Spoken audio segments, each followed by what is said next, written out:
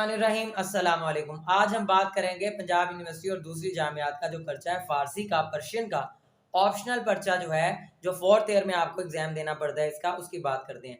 सबसे पहले पंजाब यूनिवर्सिटी का ऑफिशियल जो वेबसाइट पे सिलेबस पड़ा है उसको डिस्कस करते हैं, जो कि 100 नंबर का है। आप स्क्रीन पर भी देख सकते होंगे। हकायत सादी हो गया, यहाँ से उसके 45 नंबर है। 2 हकायतें आती हैं, टोटल तो 4 आती हैं, 2 सवाल बनते हैं।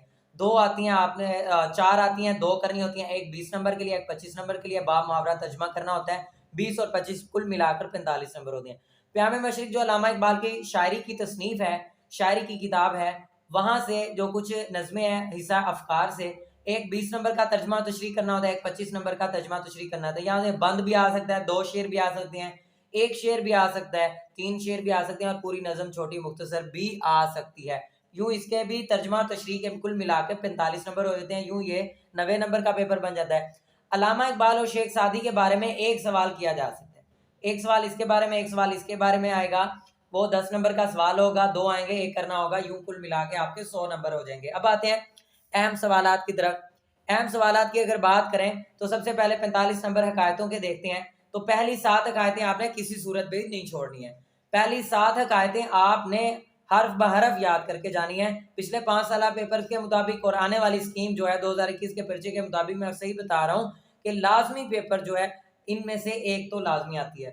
उसके अलावा मैंने हकायतें बताई हैं, हकायत नंबर 9, 12, 14, 15, 16, 19, ये आपने लाजमी याद करनी है। हकायतें 4 आएंगी टोटल।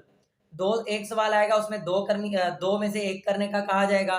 दूसरा सवाल आएगा उसमें से भी 2 में से 1 जुज करने का कहा जाएगा। दोनों सवालों से एक एक जुज करना होगा। यूं आपको 45 नंबर मिल जाते हैं, एक 20 और 25, दूसरा जो है 25 नंबर के लिए।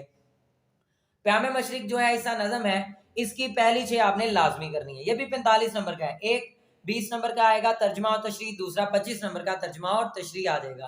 पहली 6 लाजमी है, किसी सूरत नहीं छोड़नी। आप अगर पहली 6 करके जाते हैं, इंशाल्लाह उम्मीद है कि आपको चॉइस में दूसरी छोड़ देनी पड़ेगी। पहली 6 से एक लाजमी आ जाती है, एक बंद आ जाए, शेर आ जाए, 2 शेर आ जाए, पूरी छोटी मुख्तसर नज़म आ जाएगी।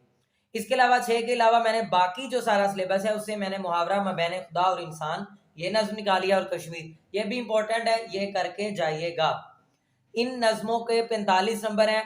सिर्फ हकायत में तर्जमा आता है बा मुहावरा, इनमें बा मुहावरा तर्जमा प्लस तशरीह करनी होती है। ये याद रखिएगा। बच्चे हकायत में भी तशरीह करने की कोशिश करते हैं, तशरीह नहीं करनी। आप सवाल स्टेटमेंट पढ़ेंगे, लिखा होगा सिर्फ बा मुहावरा तर्जमा करें, लेकिन प्यामे मशरिक वाले हिस्से में लिखा होगा कि सिर्फ आपने तर्जमा और तशरीह दोनों करनी है। आपने फिर तशरीह करनी है, उसमें हालात ज़िंदगी शुरू में ऐड कर देने हैं, प्यामे मशरिक का बताना है, और तशरीह करनी है। और तशरीह के लिए हवाला जात जो आपके बहुत अच्छे होने चाहिए, आपके कंसेप्ट बहुत अच्छे होने चाहिए। 10 नंबर का जो सवाल है, एक शेख सादी से आता है और एक इकबाल से आता है। इन दोनों में से एक सवाल जो आता है वो हालात ज़िंदगी और तारुफ से आ जाता है, जबकि दूसरा सवाल गुलिस्तान सादी जो शेख सादी की किताब है मायानाज, वहां से उसकी खुसूसियात और उसलूब पूछ सकता है, यानी कि उसकी खूबियां बताएं, उसका तरीका तहरीर, उसलूब का मतलब होता है तरीका तहरीर, वो पूछ सकता है, या उनके लिखने का तर्ज स्टाइल ये पूछ सकता है, उसलूब इसी को बोलते हैं। या दूसरा सवाल है वो प्यामे मशरिक या अल्लामा इकबाल की शायरी का उसलूब आ सकता है। प्यामे मशरिक में अल्लामा इकबाल ने जो उसलूब अपनाया उसके बारे में पूछ सकता है, या प्यामे मशरिक की खुसूसियात, उसमें भी आप उसलूब का जिक्र कर सकते हैं, या अल्लामा इकबाल की शायरी का उसलूब जिसमें आप तशबीहात और इस्तिआरात, उनकी ज़ुबान, उनका बयान, उनके ज़रबुल इम्साल का इस्तेमाल हुआ है, उनकी नसर कैसी है, और उनकी नसर में और उनकी शायरी में दोनों के हवाले से बता रहा हूँ क्या क्या खूबियाँ हैं, वो सारी का जिक्र करना होता है, इसको बोलते हैं उसलूब।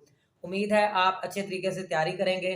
और इस पेपर में बहुत कम ही ऐसा होता है कि बच्चे फेल होते हैं। पंजाब यूनिवर्सिटी में सबसे कम रेशो जिस सब्जेक्ट में फेल होने की है उनमें ये भी सरे फहरिस्त है।